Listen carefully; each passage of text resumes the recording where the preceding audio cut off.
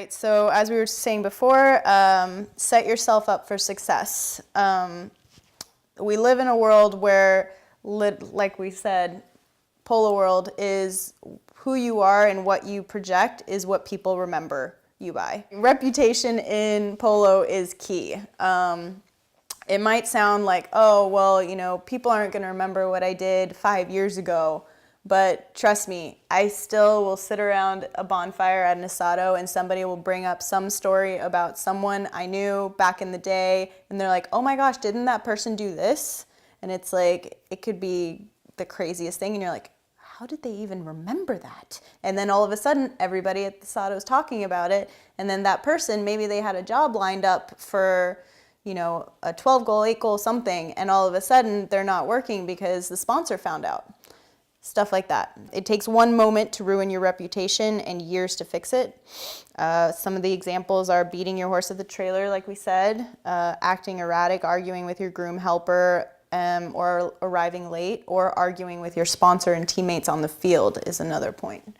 I've actually seen people get fired in the middle of a game because they wouldn't stop arguing with the person they're working for. So, something to think about.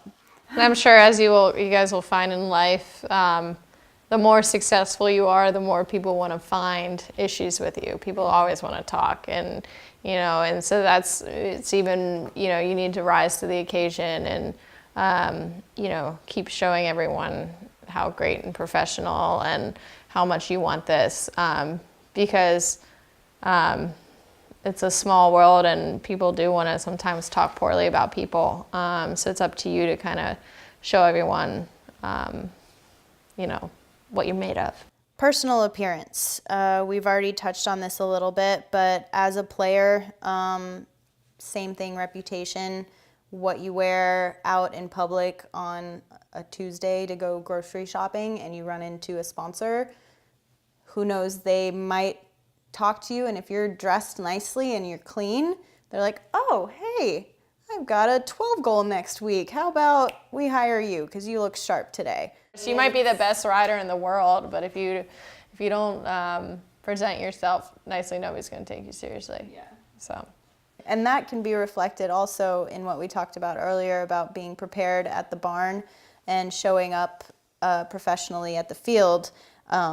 People will look at your horses at the trailer and they will see how you do things at home. They will look at your horses and be like, oh wow, they really put in the effort and curried their horses every day and brushed them and showed up with everything clean. All the wraps are clean and perfectly rolled.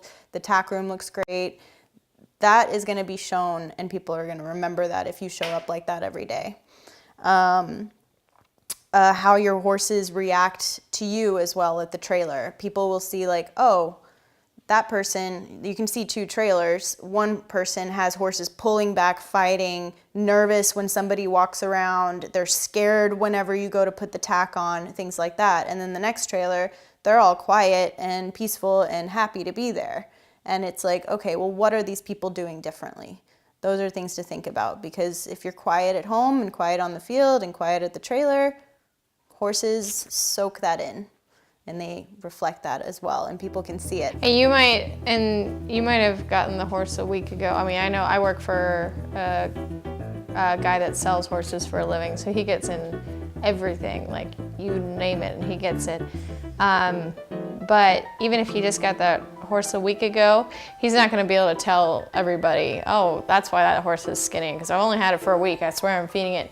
He doesn't take it to the field until it looks. It might be the next Boeing, or you know, the best playing pony of the US Open, but he waits until that horse, he is proud of how it looks before he takes it to the field, because you can't ride around with a sign on this horse's back like, I'm not responsible for for this horse being skinny. You can't do that.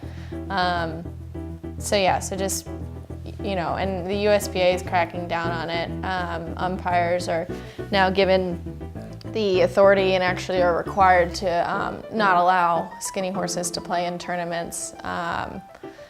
So just, you know, be thinking about that when you're deciding which horses to take to the field.